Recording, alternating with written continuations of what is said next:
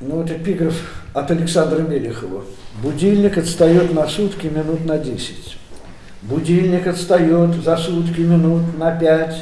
Я отстаю от жизни лет на 5. Время упущено, не стоит его искать.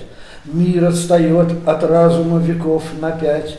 Мы отстаем от мира недели на 5.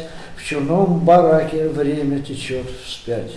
Измеряющий время в парсеках, зачем опять оставляешь нас тысячелетий на 5? Чудишь, понимая, нам тебя не догнать. Ну, это ковидное, да, понятно? Да.